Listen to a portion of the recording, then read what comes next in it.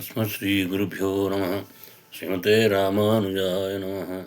दयापात्रं दीभक्त्यादिगुणार्णवं यतीन्द्रप्रवणं वन्दे रम्यजामातरं मुनिं। लक्ष्मीनाथसमारम्भां नाथयामुनमध्यमाम् अस्मदाचार्यपर्यन्तां वन्दे गुरुपरम्पराम्। దయాశతకం శ్రీ వేదాంత దేశికర్ అనుగ్రహించినటువంటి ఆ శతకంలో 3వ శ్లోకం. కృతినః కమలావాస కారుణ్యైకాంతినో భజే దత్తేయతూక్తిరూపేణ త్రివేదీ సర్వయోగ్యతాం అని. అంటే భగవంతుడు దయాసముద్రుడు కదా, తాపార్తుడైనటువంటి ఒకడు గొప్ప ప్రవాహంలో స్నానం చేసి ఆ తాపశాంతిని పొందదలిస్తే రేవుల ద్వారా దిగి వాడి యొక్క అభిష్టాన్ని ఏ విధంగా పొందగలుగుతాడో, అట్లాగే సంసార తాపార్తుడమైన మనం ఆ శ్రీనివాస దయా ప్రవాహమందు అవగాహించి ఆ శ్రేయస్సును పొందదలిస్తే కనుక ఆచార్యులు అనబడేటటువంటి రేవుల మార్గాననే దిగాలి. అనగా వారిచే ప్రతిష్ఠింపబడినటువంటి మార్గాన్ని అనుసరించినప్పుడే ఆ భగవంతుని యొక్క దయను మనం పొందగలుగుతాం. అంటే భగవంతుడు ఎంత దయావంతుడైనా కూడా సరి అయిన త్రోవలో ఎవరైతే వెళతారో వారికే తన యొక్క దయను ఇవ్వగలడు, ఆ దయ లభింపగలదు అనే భావం. అంటే ఆచార్యుల యొక్క ఆత్మగుణ పూర్తి శీతలాం అని వర్ణించారు. అట్లాగే కృతినః కమలావాస కారుణ్యైకాంతినో భజే దత్తే యత్సూక్తిరూపేణ త్రివేదీ సర్వయోగ్యతాం అని.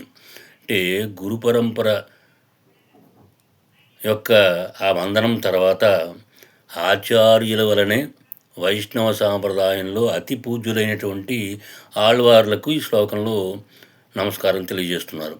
అంటే వేదరూపమైనటువంటి ఏదైతే వేదాలు సంస్కృత భాషలో ఉన్నటువంటి ఆ విభాగాలన్నీ కూడా కొంతమందికి మాత్రమే జాత్యాది నియమాన్ని అనుసరించి అధికారం కలిగేటట్లుగా చేయవలసి వచ్చింది. అంటే ఆ వేదాలలో ఉండే రహస్యార్థాలన్నింటినీ కూడా ద్రావిడ వేద అన్నట్లుగా దివ్య ప్రబంధం ద్వారా, ద్రావిడ దివ్య ప్రబంధం ద్వారా మనకి ఆళ్వార్లు ప్రకటించారు కదా. కనుకే వేదమే ఈ ద్రావిడ ప్రబంధం ఆ రూపంగా అవతరించిందని మనకి మన యొక్క సాంప్రదాయం తెలుపుతోంది. అంటే ఈ ద్రావిడ ప్రబంధం ఎలాంటి జాత్య నియమం లేకుండా సర్వాధికారం కలదు కాబట్టి, ఈ మహోపకారం ఆళ్వార్ల వలనే మనకు లభించింది కాబట్టి, అందుకని ఈ ఆళ్వార్లు